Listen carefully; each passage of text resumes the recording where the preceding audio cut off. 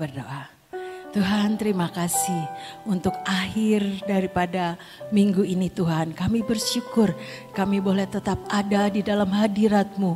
Kami boleh datang memuji dan memuliakan nama-Mu ya Bapa. Biar itu semuanya Tuhan boleh menyukakan hati-Mu. Dan kalau sebentar kami akan belajar Tuhan kebenaran firman-Mu, mari Tuhan, Roh Kudus ajari setiap kami Tuhan. Firman-Mu itu adalah pelita buat kaki kami dan terang bagi jalan-jalan kami. Mari Roh Kudus ajari Tuhan, ajari pribadi lepas pribadi apa yang Engkau mau dalam hidup setiap kami dan mampukan untuk setiap kami menjadi pelaku-pelaku firman.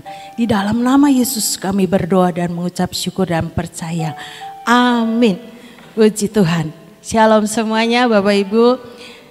Kita belajar dari sikap hati ya saudara. Matius 23 ayat 12. Dikatakan dan barang siapa meninggikan diri, ia akan direndahkan.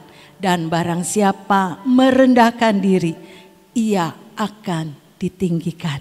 Biar firman Tuhan ini mengingatkan untuk saudara dan saya. Tidak jatuh di dalam kesombongan. Ya saudara, pasti setiap kita ini mau ditinggikan Tuhan. Bagian kita merendahkan diri di hadapan Tuhan. Ya saudara, kita belajar daripada perumpamaan yang Tuhan Yesus cerita di dalam Lukas 18 ayat 9 sampai 14. Dan kepada beberapa orang yang menganggap dirinya benar dan menganggap rendah semua orang lain, Yesus mengatakan perumpamaan ini. Jadi kalau kita merasa benar, kalau kita ini merasa orang lain lebih rendah dari kita lebih daripada orang-orang yang lain ya saudara. Ini ada tanda-tanda kesombongan dalam hidup kita ya saudara. Supaya kita ini waspada. Dan Tuhan memberikan perumpamaan seperti ini. Ada dua orang pergi ke bait Allah. Pergi ke bait Allah bukan ke tempat yang lain. Artinya dua orang ini adalah orang yang mau beribadah kepada Tuhan. Untuk berdoa. Lebih jelas lagi dikatakan. Dua orang pergi ke bait Allah untuk berdoa, untuk bersekutu dengan Tuhan. Yang seorang adalah Farisi dan yang lain pemungut cukai. Orang Farisi itu berdiri dan berdoa dalam hatinya begini. Ya Allah, aku mengucap syukur kepadamu karena aku tidak sama seperti semua orang lain. Bukan perampok, bukan orang lalim, bukan pezina, dan bukan juga seperti pemungut cukai ini. Aku berpuasa 2 kali seminggu. Aku memberikan 1/10 dari segala penghasilanku. Tetapi pemungut cukai itu berdiri jauh-jauh. Bahkan ia tidak berani menengadah ke langit. Melainkan ia memukul diri dan berkata, Ya Allah, kasihanilah aku, orang berdosa ini. Aku berkata kepadamu, Tuhan yang ngomong, Tuhan Yesus. Orang ini pulang ke rumahnya sebagai orang yang dibenarkan Allah dan orang lain itu tidak. Sebab barang siapa meninggikan diri, ia akan direndahkan. Dan barang siapa merendahkan diri, ia akan ditinggikan. Kita belajar dari perumpamaan dua orang ini. Orang Farisi, balik lagi ayat yang 10. Ya 10. Dua orang ini ada di dalam bait Allah. Seorang Farisi dan pemungut cukai. Lanjut 11. Orang Farisi itu berdiri dan berdoa dalam hatinya begini. Ya Allah, aku mengucap syukur kepadamu karena aku tidak sama seperti orang lain. Bukan perampok, bukan orang lalim, bukan pezina dan bukan seperti pemungut cukai ini. Sepertinya ia sedang membanggakan diri ya saudara. Sepertinya dia ini benar daripada yang lain. Sepertinya dia ini lebih menunjukkan siapa aku. Tadi kan ditulisnya aku begini, aku begini, aku begini. Sepertinya sedang menyombongkan diri ya saudara. Orang Tuh, aku mengucap syukur kepadamu karena aku tidak seperti semua orang lain. Bukan perampok, bukan orang lalim, bukan pezina, dan bukan juga seperti pemungut cukai ini. Lanjut, aku berpuasa 2 kali seminggu. Aku memberikan 1/10 dari segala penghasilanku. Semuanya fokusnya diri sendiri yang ditinggikan, ya saudara. Ayat yang ke-13. Kita belajar dari pemungut cukai ini, berdiri jauh-jauh. Dia nggak berani deket-deket karena dia tahu orang berdosa. Bahkan ia tidak berani menengadah ke langit. Artinya dia itu tahu siapa dirinya. Sepertinya dia nggak layak datang di dalam bait Allah itu. Melainkan ia memukul diri dan berkata, "Ya Allah, kasihanilah aku, orang berdosa ini." Inilah yang Tuhan mau dalam hidup setiap kita, ya saudara. Untuk kita ini mengakui dari mana kita diambil. Kita orang yang dibenarkan Tuhan. Kita orang yang diselamatkan oleh Tuhan. Bukan dengan kekuatan kita. Bukan karena kita. Bukan karena saya. Bukan karena aku. Tapi karena anugerah Tuhan. Biar pembelajaran ini dilanjutkan ayatnya 14. Aku berkata kepadamu, orang ini pulang ke rumahnya sebagai orang yang dibenarkan Allah dan orang lain tidak. Sebab barang siapa meninggikan diri, ia akan direndahkan, dan barang siapa merendahkan diri, ia akan ditinggikan. Biar sikap hati kita benar di hadapan Tuhan, ya saudara. Karena Tuhan itu yang Alkitab ngomong di 1 Samuel 16 ayat yang ke-7b. Bukan yang dilihat manusia yang dilihat Allah. Tetapi Tuhan melihat hati. Ketika Samuel itu mau memilih Raja Daud, ya saudara, itu 1 Samuel 16 ayat ke-7b. Biar itu yang kita juga mengerti, ya saudara. Karena apa yang dilihat Tuhan itu yang ada di dalam. Sikap hati kita yang sungguh-sungguh menyadari kita ini adalah orang yang sudah diselamatkan oleh Tuhan. Bukan karena kita. Orang yang dibenarkan Tuhan, orang yang dipakai Tuhan, orang yang dipenuhi dengan karunia-karunia, semuanya karena anugerah Tuhan. Sehingga kita selalu ingat dari mana kita diambil, bukan karena kita, tapi karena kasih karunia Tuhan, ya saudara. Kita belajar dari Raja Uzia juga. Uzia itu ada di 2 Tawari 26. Ayat yang ketiga mulai sampai ayat kelima. Uzia berumur 16 tahun pada waktu ia menjadi raja. Dan 52 tahun lamanya ia memerintah di Yerusalem. Nama ibunya ialah Jekolia dari Yerusalem. Ia melakukan apa yang benar di mata Tuhan, tepat seperti yang dilakukan Amasya ayahnya. Ia mencari Allah selama hidup Zakaria yang mengajarkannya supaya takut akan Allah. Dan selama ia mencari Tuhan, Allah membuat semua usahanya berhasil, ya saudara.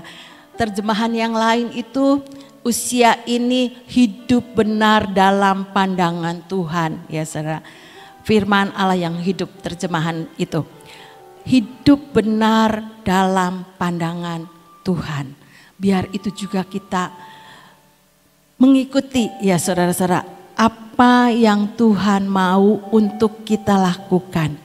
Seperti pujian tadi, bukan yang dilihat oleh mata, tapi Tuhan itu memandang hati. Ada hati hamba. Bukan memandang harta, tapi ada hati hamba yang Tuhan ketemukan dalam hidup saudara dan saya. Hati seorang hamba adalah hati yang penuh pengabdian kepada Tuhan. Bukan untuk kita bangga-banggakan, tapi karena kita tahu semua kalau Tuhan bisa lakukan dalam hidup saudara dan saya, itu karena anugerah Tuhan. karya Tuhan yang boleh memakai saudara dan saya. Pujian mengatakan semua karena anugerahnya yang diberikannya kepada kita. Semua karena anugerahnya bila kita dipakainya. Ada pujian yang mengatakan seperti itu ya saudara. Biar ini mengingatkan untuk kita ini terus mempunyai hati seorang hamba. Yang terus melakukan pengabdian untuk melakukan apa yang Tuhan mau. Hati yang sungguh-sungguh benar di hadapan Tuhan. Hidup benar menurut pandangan Tuhan. Bukan menurut pandangan kita sendiri. Bukan menurut apa yang dunia katakan. Tapi kita hidup sebagai orang-orang yang mengenal Tuhan ya saudara-saudara. Hidup kita ini karena anugerah. Senantiasa hidup di dalam takut akan Engkau. Sehingga kita ini boleh berjalan dari hari ke hari seperti usia ini ya saudara. Ketika dia diajarkan oleh Imam Zakaria yang mengajarkannya supaya takut akan Allah. Dan selama ia mencari Tuhan, Allah membuat segala usahanya berhasil. Jadi bukan karena gagah usia ini ya saudara. Tapi karena Allah yang membuat segala usahanya berhasil. Ketika dia selama mencari Tuhan ya saudara. Biar ini pembelajaran buat saudara dan saya.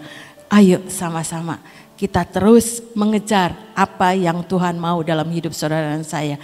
Sehingga kita ini hidup benar menurut pandangan Tuhan. Dilanjutkan ayat 26, pasal 26 ayat 16. Ketika usia ini menjadi kuat. Setelah usia menjadi kuat, usia ini menjadi tinggi hati. Sehingga usia melakukan hal yang merusak.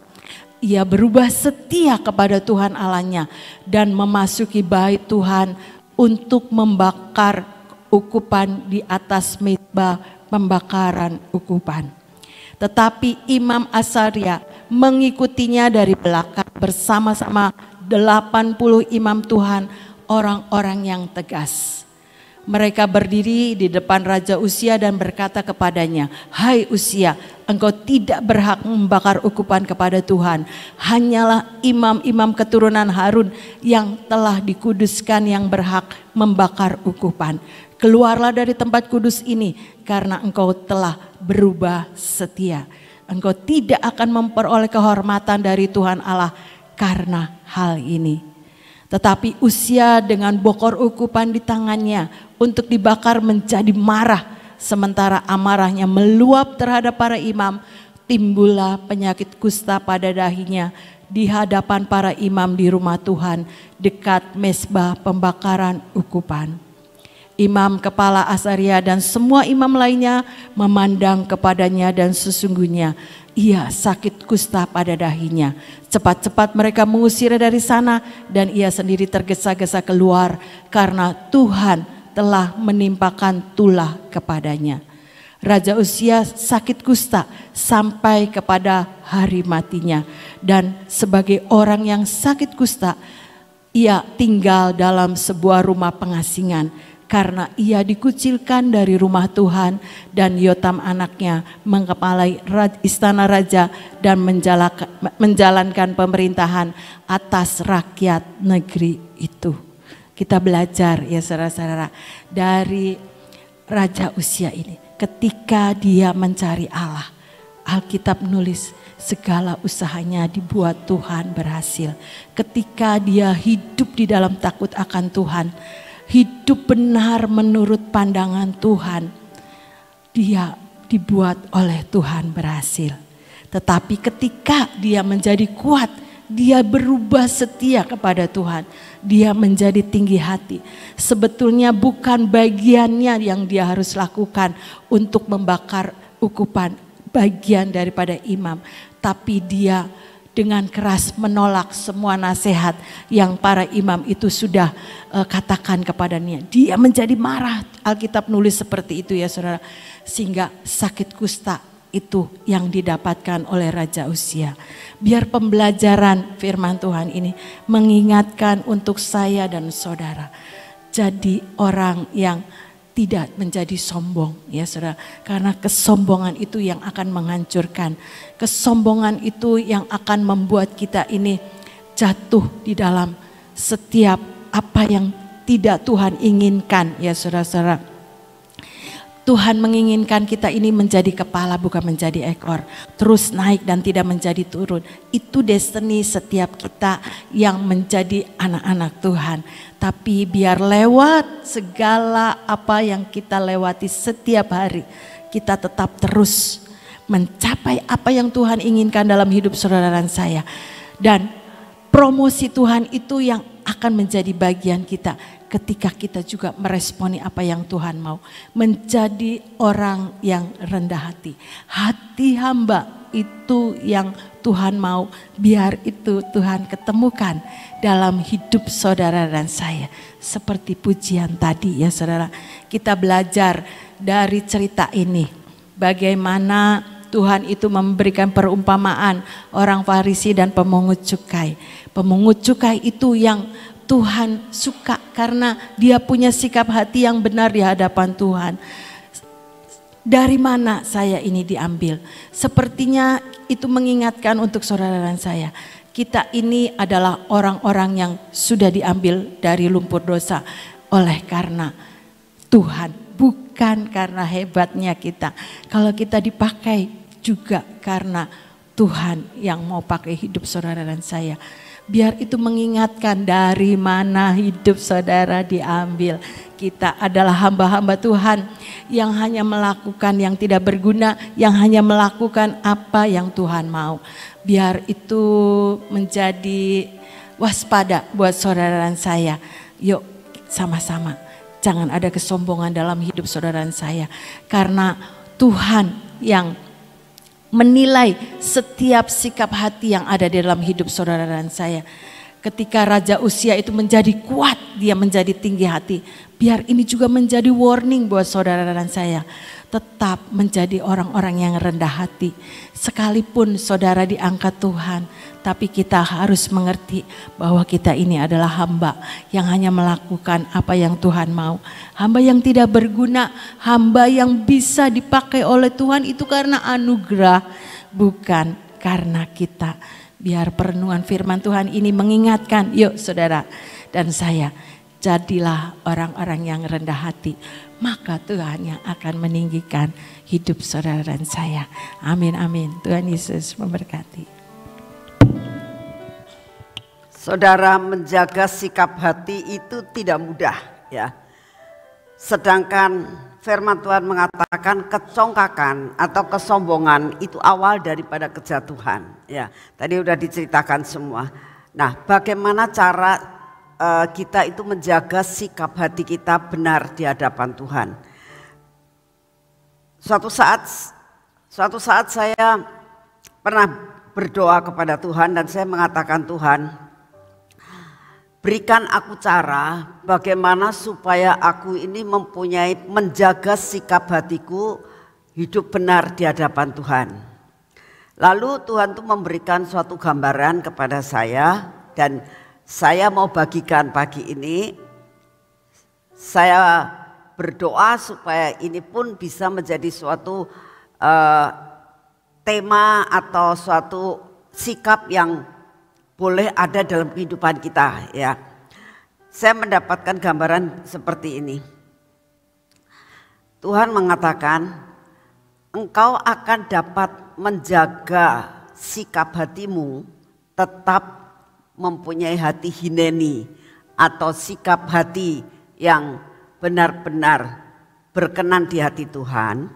Itu jikalau engkau tahu bahwa kedudukanmu itu lebih rendah dari telapak kaki Tuhan. Ya. Kedudukanmu, kepalamu itu lebih rendah dari telapak kaki Tuhan. Jadi kalau saya bisa gambarkan seperti ini. Kalau ini hidup saudara, ini kepala saudara ya. Di atas kepala saudara itu ada kakinya Tuhan. Ya. Kaki yang berlubang paku. Sehingga pada saat engkau mengenadah, itu yang kamu lihat tidak yang lain, tapi adalah telapak kaki Tuhan yang berlubang paku. Sehingga kita nggak ngelihat yang lain. Kenapa sih kita bisa sombong? Karena kita melihat segala sesuatu yang indah, yang ini dan sebagainya yang ada di sekitar kita. Tapi kalau kita melihat, begitu kita menengadah, yang kita lihat adalah telapak kaki Tuhan Yesus yang berlubang paku. Maka kita akan mengatakan, Tuhan, aku bisa sampai seperti ini karena pengorbananmu di atas kayu salib. Nah, itu yang membuat setiap kali kita akan merasakan siapa diri kita ini. Ya. Kedudukan kita, sikap hati kita untuk bisa dijaga. Kita tahu kedudukan kita tidak lebih tinggi dari telapak kaki. Saudara, kalau kita berdiri paling tinggi adalah kepala kita. Paling rendah adalah telapak kaki, betul enggak? Kalau kedudukan kita yang tertinggi sekalipun ada di bawah telapak kaki Kristus, kita akan merasakan apa yang perlu dibanggakan. Karena kita ada selalu di bawah telapak kaki Yesus. Saat saya mendapatkan pelajaran ini, itu selalu menjadi moto dalam hidup saya. Pada saat kita melakukan segala sesuatu, terus ada sedikit kebanggaan dalam hidup. Ingat selalu, kedudukan kita tidak lebih tinggi dari telapak kaki Tuhan. Itulah yang membuat kita akan terus menjaga sikap hati kita untuk benar-benar kita mempunyai hati Hineni. Mari kita berdoa. Bapa, kami mengucap syukur untuk pagi hari ini sebagai penutup daripada minggu ini Tuhan. Terima kasih kami sudah selama 1 jam kami boleh menyembah dan memuji nama-Mu. Terima kasih Tuhan untuk firman-Mu tentang sikap hati yang harus ada dalam kehidupan kami Tuhan. Banyak contoh yang Kau sudah berikan pada pagi hari ini dan buat kami boleh menyimak apa yang harus kami lakukan, apa yang harus kami putuskan dalam kehidupan kami. Bapak, saat ini kami datang di hadapan-Mu, kami tetap mau berdoa buat bangsa dan negara kami ya Tuhan. Engkau tahu keadaan saat ini Tuhan, tidak ada satupun yang dapat kami sembunyikan di hadapan-Mu tentang keadaan bangsa dan negara kami. Kami minta anugerah-Mu, berikan hikmat, marifat, kebijaksanaan yang berasal daripada-Mu buat Bapak Presiden kami dan semua stafnya untuk dapat mengambil suatu keputusan-keputusan yang benar-benar prima untuk mengatasi segala kemelut yang ada di bangsa kami, baik kemelut yang ada di kepolisian, baik kemelut yang ada mengenai masalah pangan, kemelut masalah perekonomian. Tuhan, kami minta di dalam nama-Mu, Engkau berikan Tuhan hikmat yang daripada-Mu untuk dapat mengatasi semua masalah yang terjadi. Biarlah Tuhan, Engkau menyelamatkan bangsa kami, sampai bangsa kami tidak mengalami keterpurukan, tapi bangsa kami bisa menjadi bangsa yang dapat menjadi berkat buat bangsa-bangsa yang lain. Tuhan, kalau kami banyak mendengar apa yang terjadi di negara-negara lain, terjadi kejatuhan daripada perekonomian. Engkau tahu Tuhan, keadaan cuaca yang begitu amat sangat membuat panasnya terlalu panas sehingga mengakibatkan gagal panen. Tuhan, kami hanya minta anugerah-Mu, selamatkan bangsa kami, selamatkan negara kami. Kami juga berdoa buat lawatan Tuhan. Biarlah terjadi lawatan di mana-mana tempat, termasuk di Indonesia. Terima kasih ya Tuhan, kami sungguh menyerahkan ini semuanya ke dalam tangan-Mu. Kami percaya Tuhan, Indonesia ada di dalam tangan-Mu. Terima kasih untuk kasih setia-Mu. Dan saat ini Tuhan, dengan keadaan cuaca yang tidak menentu, kami membutuhkan daya tahan tubuh Tuhan. Engkau tahu saat ini flu mulai banyak, tapi itu tidak akan dapat mengena kami. Karena saat ini kami menerima daya tahan tubuh yang baru yang berasal daripada-Mu. Biarlah daya tahan tubuh ini memasuki seluruh sel-sel dalam tubuh kami. Daya tahan tubuh ini memasuki dan bercampur dengan darah kami. Sehingga kekuatan yang berasal dari Tuhan ada dalam hidup kami. Kami menjadi seorang yang benar-benar tahan dan mempunyai daya tahan tubuh yang dari Tuhan. Sehingga virus apapun tidak akan mengena dalam hidup kami dan keluarga kami. Terima kasih untuk semuanya. Kami mengucap syukur kami punya Bapa yang luar biasa. Segala pujian, hormat dan syukur kami naikkan di hadapan-Mu. Mari kita masuk dalam pengurapan.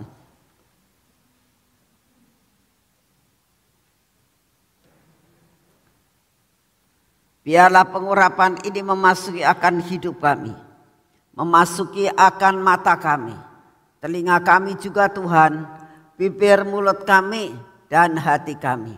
Biarlah benar-benar Tuhan pada hari ini kami merasakan semua ada dalam pengurapan yang daripada-Mu. Dan semua yang tidak baik yang ada dalam hidup kami, Engkau sendiri yang akan menghancurkannya. Kau berkati tangan kami Tuhan, merupakan tangan yang kami urapi pagi ini sehingga apa yang kami kerjakan hari ini tidak ada yang gagal. Semua ada di dalam kontrol yang daripada-Mu. Kaki kami pun ada dalam rencana-Mu hari ini Tuhan. Sehingga kami berjalan, Engkau yang akan memimpinnya. Terima kasih Tuhan kalau kami boleh mengakhiri hari ini bersama dengan Engkau. Kami boleh mengakhiri minggu ini bersama dengan Engkau. Pimpin hidup kami supaya hidup kami berkenan terus di hadapan-Mu. Jaga hati kami Tuhan untuk kami mengerti siapa diri kami, dari mana kami diambil. Terima kasih untuk semuanya dalam nama Tuhan Yesus. Amin. Selamat pagi, Tuhan memberkati semuanya.